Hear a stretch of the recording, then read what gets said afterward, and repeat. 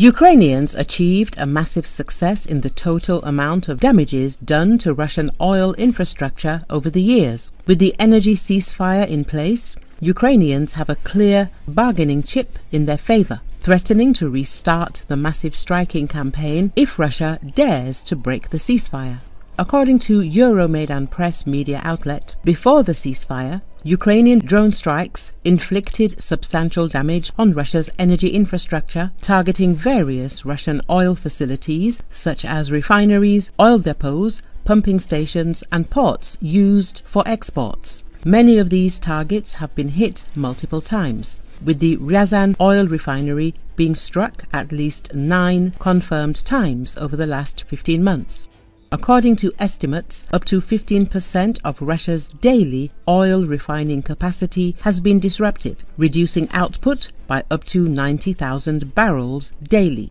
This reduction has led to a 30% surge in domestic fuel prices within Russia by mid-March 2025, prompting the Russian government to implement a 6-month gasoline export ban starting in March to stabilize the domestic supply. Euromaidan Press says that the attacks have also caused operational delays and increased repair costs, which are further exacerbated by sanctions that limit access to essential equipment and spare parts.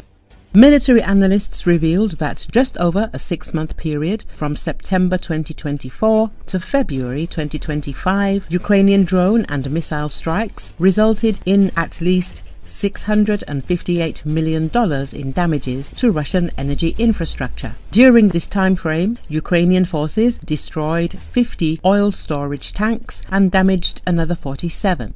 The most significant single strike occurred on the 7th of October in Russian-controlled Crimea, where 11 tanks with a total capacity of 69,000 cubic meters were destroyed in Feodosia, causing damage exceeding $37.5 million. If we look back throughout the whole of 2024, Ukrainian forces conducted numerous drone strikes targeting key Russian oil and energy facilities.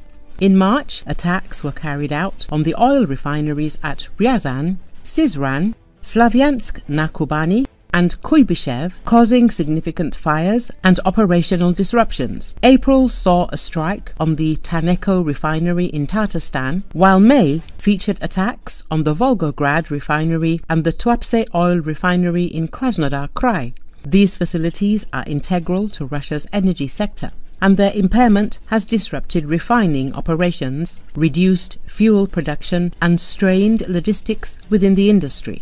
With an estimated 15% of Russian refining capabilities destroyed before the ceasefire, this equates to over $21 billion in missing revenue, as a Ukrainian strike drone only costs a few $1,000s.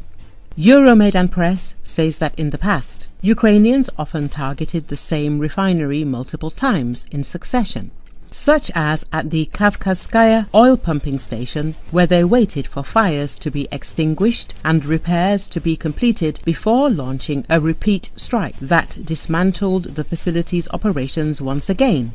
Due to a shortage of skilled labor and Western sanctions on critical components, it is expected to take years for Russia to repair and fully restore its refining capacity to pre-war levels if the war and sanctions persist. This will result in an estimated $63 to $105 billion in lost revenue, according to Euromaidan Press.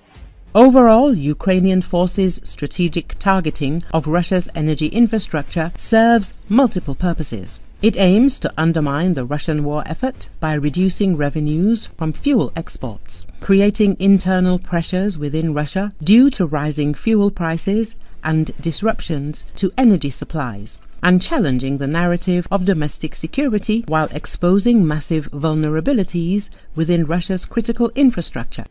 Even though all Ukrainian strikes are currently on pause, the following targets are likely already prepared to strike back if the ceasefire ends quickly.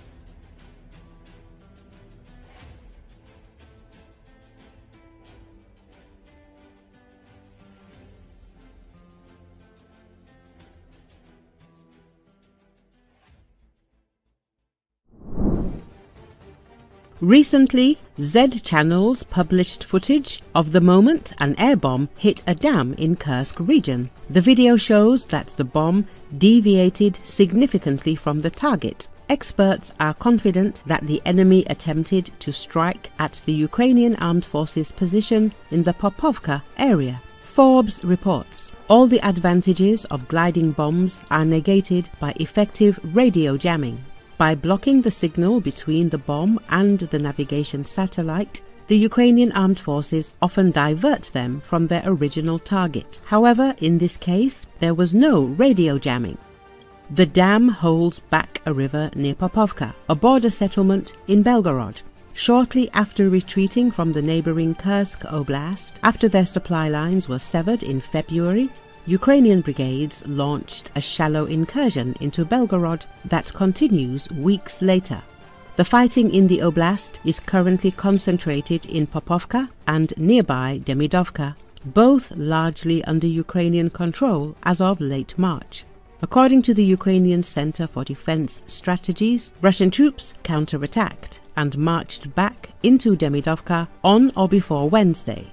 Ukrainian Air Force Sukhoi Su-27 fighters have been supporting the Ukrainian forces in Belgorod primarily by bombing bridges carrying Russian reinforcements into the oblast. Experts say the enemy used a new ODAB-500 aerial bomb to hit the dam. It is a precision thermobaric munition that sprays a flammable aerosol and then ignites it.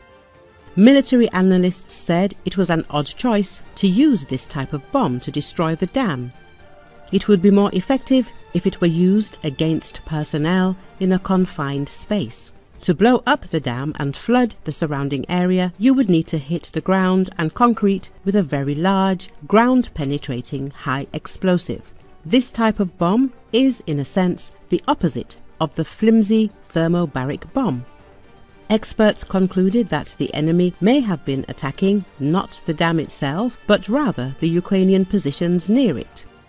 Ukrainian journalist Andrei Saplienko writes that Putin's army also used the new cabs to strike the frontline city of Seversk.